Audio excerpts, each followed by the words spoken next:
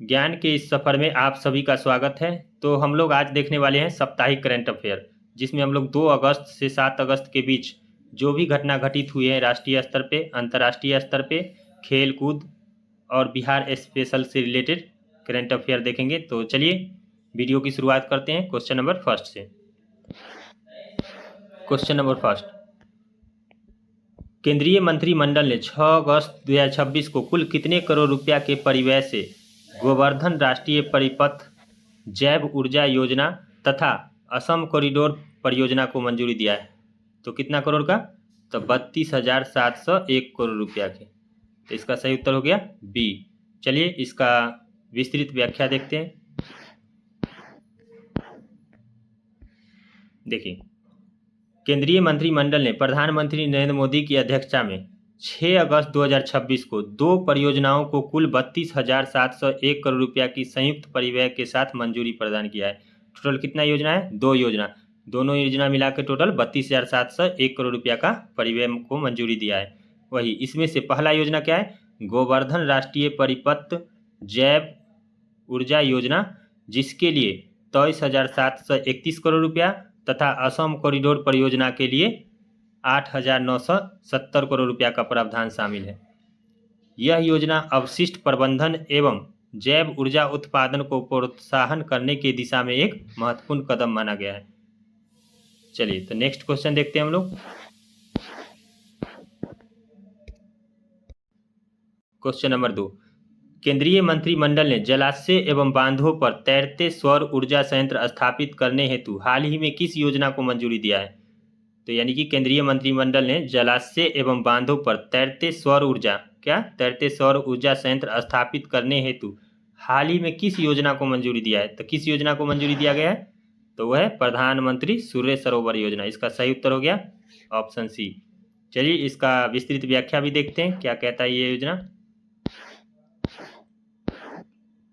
देखिए, केंद्रीय मंत्रिमंडल ने प्रधानमंत्री सूर्य सरोवर योजना यानी प्रधानमंत्री सूर्य सरोवर योजना को मंजूरी दी है, जिसका उद्देश्य देश भर के जलाशय एवं तथा बांधों की सतह पर तैरते सौर ऊर्जा संयंत्र स्थापित करना है।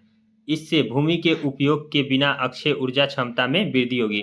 यानी कृषि योग्य भूमि के बिना उपयोग किए हुई क्या अक्षय ऊर्जा की क्षमता में वृद्धि होगा। जलाशय से होने वाले जल वाष्पीकरण भी कम होगा। यानी कि जो सोलर प्लेट लग जाएगा, मान लीजिए आप नदी के ऊपर, तो उसका क्या होगा? वाष्पीकरण होने की संभावना बहुत कम होती है। यह योजना भारत के अक्षय योजना यानी कि अक्षय ऊर्जा लक्ष्य को प्राप्ति करने में सहायक सिद्ध होगा। तो चलिए नेक्स्ट क्वेश्चन की ओर। क्वेश्चन नंबर 3, राष्ट्रमंडल खेल 2030 की मेजबानी का ध्वज ग्लासगो द्वारा 3 अगस्त 2026 को किस भारतीय शहर को सौंपा गया है? तो किस भारतीय शहर को सौंपा गया है? तो वह है अहमदाबाद। इसका सही उत्तर हो जाएगा अहमदाबाद। तो चलिए इसका विस्तृत व्याख्या भी देख लेते हैं एक बार।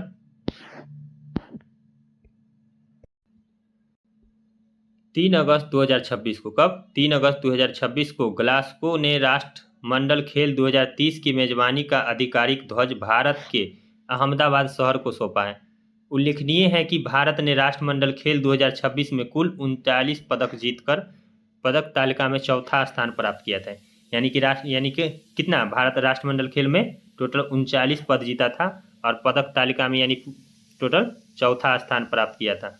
यह आयोजन भारत में पहली बार होने वाली राष्ट्रमंडल खेलों की मेजबानी के रूप में ऐतिहासिक महत्व, यानी राष्ट्रमंडल खेलों के लिए भारत ये पहली बार अध्यक्षता करेगा उसकी, और भारत में भी कौन? अहमदाबाद शहर। चलिए नेक्स्ट देखते हैं। क्वेश्चन नंबर 4, भारत में 12वां राष्ट्रीय हथकरघा दिवस किस तिथि को मनाया गया, जिस अवसर पर राष्ट्रपति ने संत कबीर हथकरघा पुरस्कार प्रदान किया है? कौन पुरस्कार? संत कबीर हथकरघा पुरस्कार।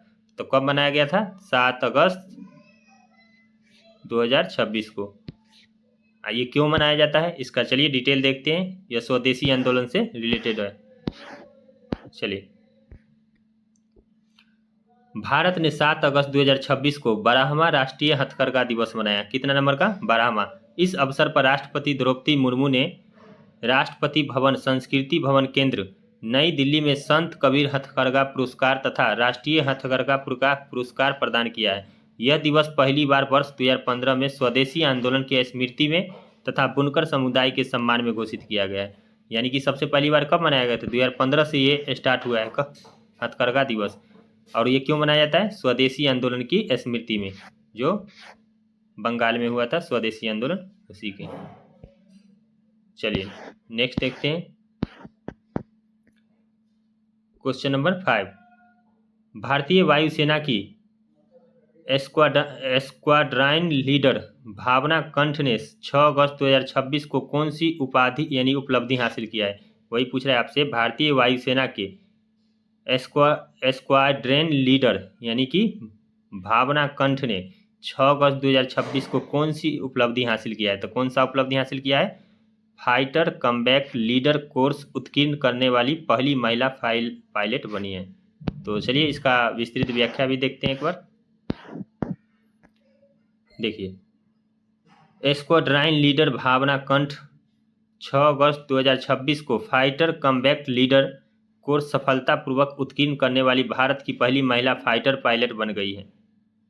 यह कोर्स लड़ाकू विमान क्षेत्र में उच्च स्तरीय सामरिक नेतृत्व तथा युद्ध कौशल का उन्नत प्रशिक्षण प्रदान करता है। यह उपलब्धि भारतीय वायुसेना में महिला अधिकारियों की बढ़ती भूमिका को दर्शाता है। स्क्वाड्रन लीडर भावना कंठ जो है ये क्या है? ये प्लेन फाइटर उड़ाने वाली महिला बन गई है पहला। चलिए नेक्स्ट देखते हैं क्वेश्चन नंबर 6। भारतीय मूल के नासा अंतरिक्ष यात्री अनिल मेनन ने 6 अगस्त 2026 को अंतर्राष्ट्रीय अंतरिक्ष स्टेशन यानी कि ISS से जुड़ी कौन सी उपलब्धि प्राप्त किया है? तो कौन सी उपलब्धि प्राप्त किया है? तो इसका सही उत्तर हो जाएगा ISS के बाहर अपना पहला स्पेस वॉक पूरा किया है। तो चलिए इसका विस्तृत व्याख्या देख लेते हैं एक बार। देखिए, भारतीय मूल के नासा अंतरिक्ष यात्री यानी कि अनिल मेनन ने 6 अगस्त 2026 को अंतर्राष्ट्रीय अंतरिक्ष स्टेशन यानी कि ISS के बाहर अपनी पहली अतिरिक्त यान गतिविधियां यानी कि स्पर्श वॉक सफलतापूर्वक पूरी किया है। इस अभियान को USS स्पेस वॉक 96 नाम दिया गया है। क्या? US स्पेस वॉक 96 नाम दिया गया है। यह उपलब्धि अंतरिक्ष क्षेत्र में भारतीय मूल के वैज्ञानिकों तथा अंतरिक्ष यात्रियों के बढ़ते योगदान को रेखांकित करता है। चलिए तो नेक्स्ट क्वेश्चन देखिए, हम लोग इसका स्रोत कहाँ से लिए? द हिंदू, नासा एवं PIB से लिए हैं। तो ये करंट अफेयर कोई इधर उधर से नहीं लिया गया है, तो आप लोग अच्छे से पढ़िए। चलिए नेक्स्ट क्वेश्चन की ओर। भारत की 2026 ब्रिक्स अध्यक्षता के अंतर्गत 16वीं ब्रिक्स व्यापार मंत्रियों की बैठक 7 अगस्त 2026 को किस शहर में संपन्न हुआ है? और किसका? ब्रिक्स अध्यक्षता के अंतर्गत यानी कि 16वीं ब्रिक्स व्यापार मंत्रियों की बैठक में।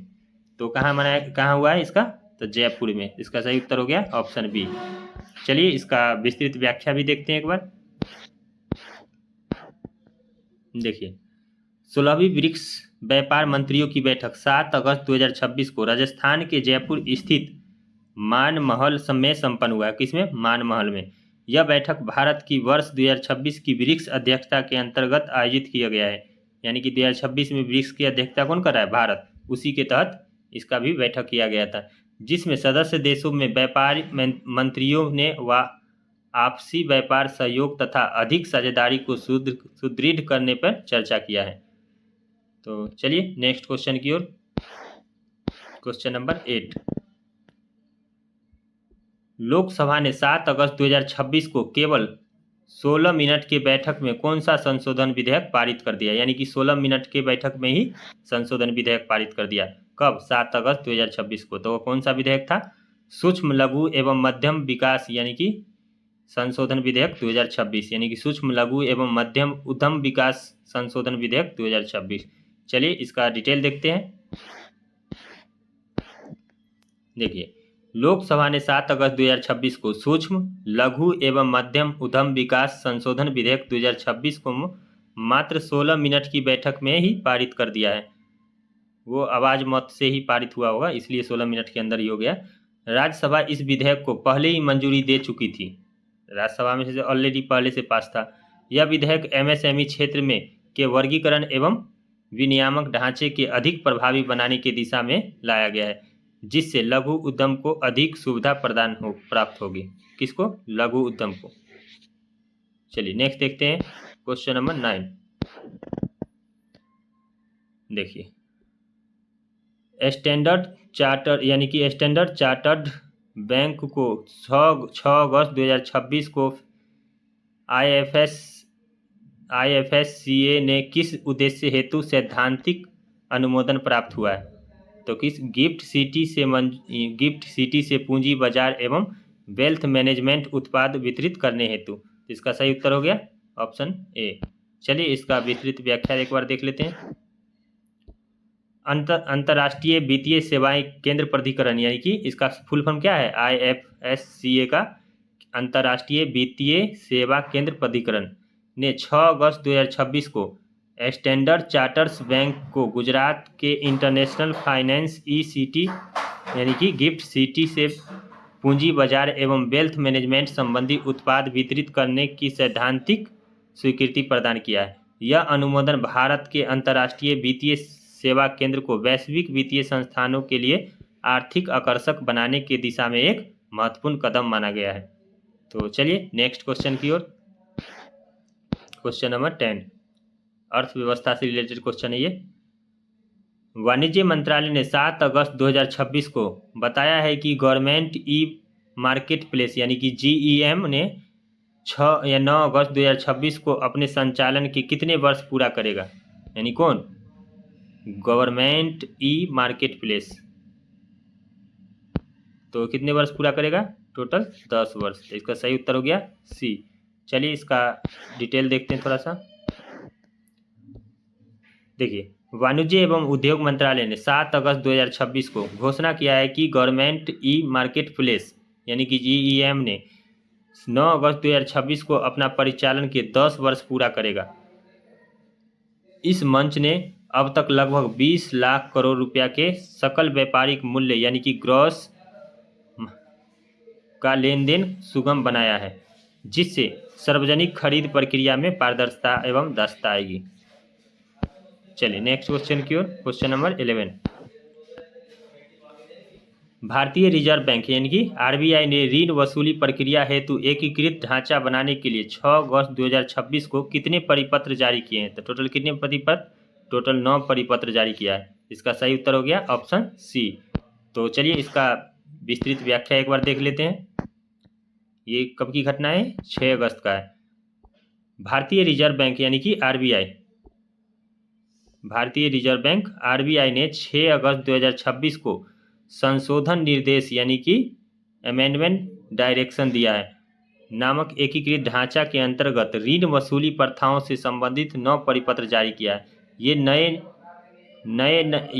नए मापदंड जो है जनवरी 2027 से प्रभावी होंगे। कब से? जनवरी 2027 से। और ऋण वसूली एजेंट जो होते थे, एजेंटों के दुर्व्यवहार और ग्राहकों के हितों की सुरक्षा संबंधी नियमों को अधिक सुदृढ़ बनाएगी। यानी कि जो ऋण वसूली एजेंट होते थे वो क्या करते थे?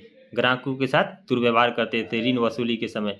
तो उन सब से रिलेटेड यानी उन सब की सुरक्षा को ध्यान में रखते हुए यह नियम बनाया गया है, जो जनवरी 2027 से क्या हो जाएगा? प्रभावी होगा। तो चलिए नेक्स्ट क्वेश्चन देखते हैं हम लोग। क्वेश्चन नंबर 12 अवसंरचनाएं से रिलेटेड है ये प्रश्न। चलिए नेक्स्ट। रेल मंत्रालय ने 6 अगस्त 2026 को कंटेनर ट्रेन ऑपरेटरों हेतु मॉडल रियायत करार यानी कि में सुधार करते हुए किस प्रमुख व्यवस्था की शुरुआत किया है? किस में? यानी कि कंटेनर ट्रेन ऑपरेटर हेतु मॉडल रियायत करार में। तो किस योजना की कौन सा है? एकल अखिल भारतीय लाइसेंस यानी कि ऑल इंडिया लाइसेंस की शुरुआत किया है। तो चलिए इसका विस्तृत व्याख्या भी देख लेते हैं एक बार हम लोग।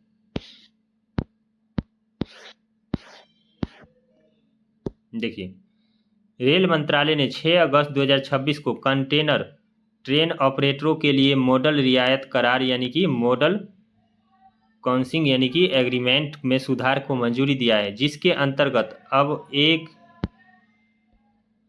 अंतर्गत अब एक ही अखिल भारतीय लाइसेंस यानी कि ऑल इंडिया लाइसेंस प्रदान किया जाएगा। इस संशोधन ढांचे से परिचालन प्रक्रिया सरल होगी तथा निजी निवेशकों के लिए माल वाहन क्षेत्र अधिक आकर्षक बनेगा, यानी कि इससे निजी क्षेत्र के लोग आकर्षित होंगे, यानी कि इन्वेस्टमेंट आएगा। चलिए नेक्स्ट क्वेश्चन नंबर 13 बिहार। चलिए बिहार विशेष से देखते हैं हम लोग करंट अफेयर। तो पहला है इसका, बिहार सरकार ने नया सवेरा 3.0 यानी कि नया सवेरा 3.0 के अंतर्गत मानव तस्करी रोकने हेतु राज्य के हर महिला थाने में क्या स्थापित करने की घोषणा किया है। किसको रोकने के लिए? मानव तस्करी को रोकने के लिए। तो उस योजना का नाम क्या है, यानी जो पहल है बिहार सरकार का, वो है नया सवेरा 3.0। यानी कि मानव तस्करी को रोकने के लिए हर महिला थाना में स्थापित करने की घोषणा है। क्या होगा? तो एंटी ट्रैफिकिंग एवं महिला बाल अपराध इकाइयाँ, यानी कि एंटी ट्रैफिकिंग एवं महिला बाल अपराध इकाइयाँ, यानी कि महिलाओं का यानी कि मनुष्य का व्यापार, यानी कि महिलाओं का व्यापार किया जाता था, उसे ही रोकने के लिए इसका मुख्य उद्देश्य है। देखिए, बिहार पुलिस महानिदेशक यानी कि डीजीपी विनय कुमार ने घोषणा किया है कि हर राज्य के हर महिला थाने में 2 विशेष इकाइयाँ बनाया जाएगा। पहला क्या होगा? मानव तस्करी विरोध इकाइयाँ तथा महिला बाल अपराध इकाइयाँ स्थापित किया जाएगा, जिसका नेतृत्व निरीक्षक स्तर के अधिकारी करेंगे। बिहार हर जिले में डीएसपी यानी विशेष अपराध पद का सृजित करने वाला देश का पहला राज्य है। किसके लिए? विशेष अपराध पद का सृजित करने वाला देश का पहला राज्य है। नया सवेरा 3.0 अभियान के अंतर्गत अब तक 88 मानव तस्करी दोषी का करारा दिया जा चुका है, यानी कि अब तक कितना 88 मानव तस्करी जो थे उसको क्या हुआ है? सजा मिला है। चलिए नेक्स्ट क्वेश्चन की ओर, क्वेश्चन नंबर 14, ये भी बिहार स्पेस से है, यानी बिहार विशेष से है। चलिए, भारतीय रेलवे ने पूर्व मध्य रेलवे के अंतर्गत दानापुर फतुहा खंड के मल्टी ट्रैकिंग हेतु लगभग कितने लागत की परियोजना को स्वीकृति दिया है? किसके लिए? Multi tracking. तो कितने लाख की योजना की? तो 976 करोड़ रुपया की योजना की स्वीकृति दिया है। चलिए नेक्स्ट क्वेश्चन की ओर, इसका विस्तृत व्याख्या एक बार देख लेते हैं। भारतीय रेल ने पूर्व मध्य रेल के अंतर्गत 29 किलोमीटर लंबे दानापुर फतुहा खंड के मल्टी ट्रैकिंग हेतु लगभग 976 करोड़ रुपया लागत वाली परियोजना को मंजूरी दिया है। इस परियोजना का उद्देश्य है पटना क्षेत्र के सबसे व्यस्तम रेखा यानी कि लेख खंड में एक भीड़ भाड़ को कम करना तथा यात्री एवं मालगाड़ियों को सुगम परिचालन को सुनिश्चित करना, यानी। चलिए नेक्स्ट क्वेश्चन देखते हैं हम लोग, क्वेश्चन नंबर 15। वस्त्र मंत्रालय द्वारा नई दिल्ली में आयोजित जीआई एवं बायोंड 2.0 यानी शिखर सम्मेलन में किस डिजिटल मंच का शुभारंभ किया गया? तो किस डिजिटल मंच का? डिजिटल हैंडलूम एटलस का। तो चलिए, ये भी हैंडीक्राफ्ट से रिलेटेड है, तो इसका चलिए हमारा क्वेश्चन समाप्त हुआ यहीं पे। टोटल आज हम लोग किए हैं 15 क्वेश्चन और उसका विस्तृत व्याख्या। तो इस सप्ताह का लगभग सभी इंपॉर्टेंट प्रश्न इसमें शामिल है। तो वीडियो देखने के लिए धन्यवाद। मिलते हैं नेक्स्ट वीडियो में, तब तक के लिए जय हिंद।